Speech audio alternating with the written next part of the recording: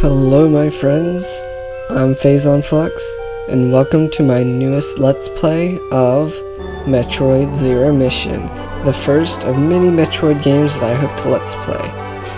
So, without further ado, let us go ahead and start. If you haven't seen Part 0 already, I would definitely recommend watching that first, as it kind of explains a little bit more of the backstory than what is mentioned here. Planet Zebes. I called this place home once in peaceful times, long before evil haunted the caverns below. Now I shall finally tell the tale of my first battle here, my so-called Zero Mission. So here we start out as the famous bounty hunter, Samus Aran. So I guess first things first, this is a 2D side-scroller platformer, but it also has some action elements to it. So I'll go over the controls real briefly. You can move, obviously, with the D-pad, jump with the A button, shoot with the B button. You can crouch by pressing down. You can shoot in any direction, essentially, jump and fire down. Also, holding the left shoulder button, you can fire at diagonals. So that's pretty handy. Now, most 2D side-scroller games have you go straight to the right, but we actually don't want to do that because we'll reach a dead end. What we want to do is head to the left, take out these zoomers here, and obtain our first permanent power-up, the Morph Ball. This is a very iconic ability, and I'll show it off as soon as the game finishes telling us how to use it. Basically, if we double tap down, we can morph into a ball. Who would have thunk? But let's just get through tiny passages that we otherwise wouldn't be able to do. So now we're going to head to the right because we need the Morph Ball ability to continue where we otherwise would not have been able to get to. So the Metroid series is... Ooh, my Shriek Bats almost got me there because I was a little slow and wasn't really paying much attention. So the Metroid series, if many of you have not really played it before, it's somewhat darker than Nintendo is used to doing. The atmosphere is very mysterious and you hardly have any idea what's going on. So the general course of action for this Let's Play will be, as soon as we get a new ability or something, we will try and find an area that we can now access that we wouldn't have accessed otherwise. So there's lots of backtracking, and I'm not entirely sure at this point in time if I will be doing a 100% Let's Play of this game or not. I suppose I could always decide on that a little bit later, seeing what you guys really want. So if you guys want to see me do 100%, I will for you. But right now, I would rather not do 100%. I will definitely show off a lot of the upgrades and hidden stuff that you can get in this game. But my goal is really just to show off the game itself and to enjoy the story. So, heading straight up. We see that our beam can't destroy this all the way, and as a ball, we can't really do anything either. So, looks like that door is sealed to us for the time being. So, lots of jumping, but we'll enter the door that we can go to. Take out the Shriek Bat so we don't have to worry about it. Clear our path, and keep going. Actually, we're going to keep going to the left first. And we get our next power-up, the Long Beam. One immediately wonders why we don't start with this ability, because it basically extends our shots to all the way across the screen. Yeah, I guess the game really needed some simple power-ups to start the game off kind of simply. That way it kind of introduces you to the concept of what the game is going to be like as a whole. But now we can fire all the way across the screen, which means we can get through those passages that were otherwise blocking.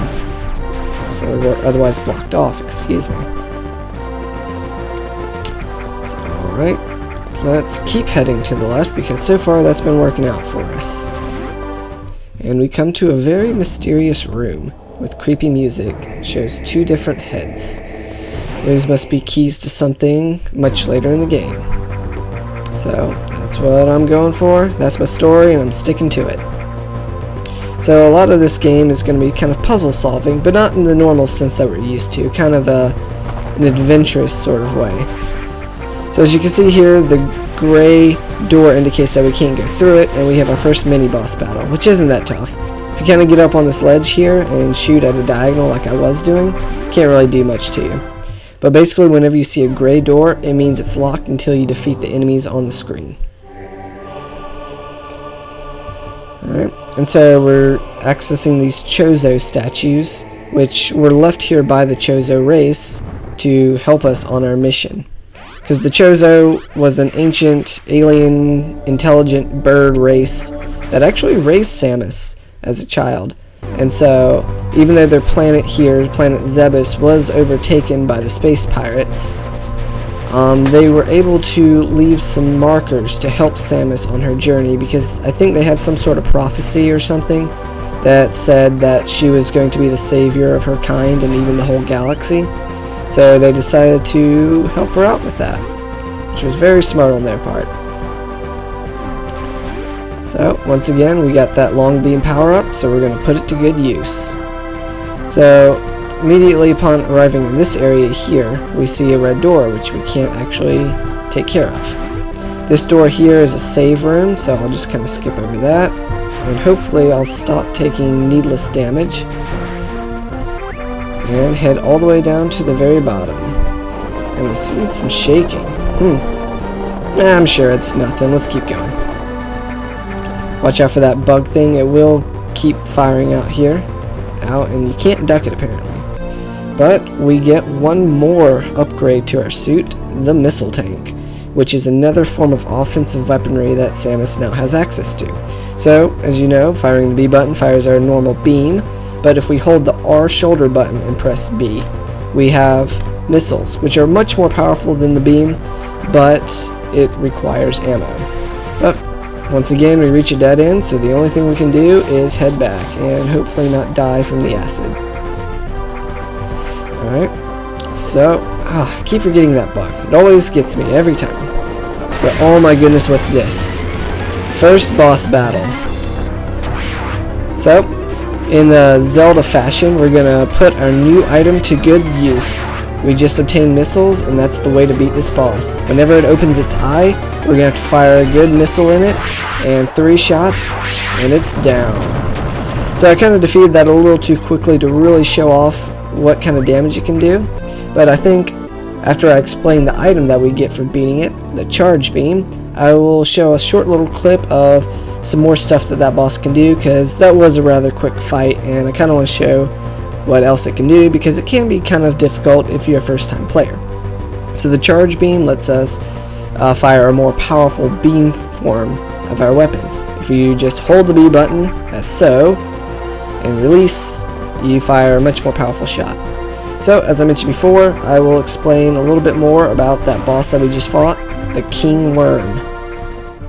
Alright guys, here's a little bit more footage of King Worm. And here I'll try and take a little bit slower to show off some of the attacks that he can do. First attack that he'll do is he'll lunge down at you, which you can easily dodge with the Morph Ball. Next, from either side of him, he will be firing these little spine things, which upon defeat will drop either health orbs or missiles to help you take down the boss quicker. Once again, Morph Ball mode is your friend, and quick reflexes. Now, an interesting thing to note is this fight is actually timed. If you don't beat him quick enough, he will actually give up and move on to another area, which I'll show you that this is just one of 2 rooms that he will fight you in. So if you fail to defeat him, you can always come back to one of the rooms that he can spawn in and try it again. So I think one more round, and after this I think he's gonna flee right now. Yep, that's it. So if you fail to destroy him 3 times, or hit him in the eye 3 times with missiles, he will move on. Alright, cool. I hope that was a little educational for you guys.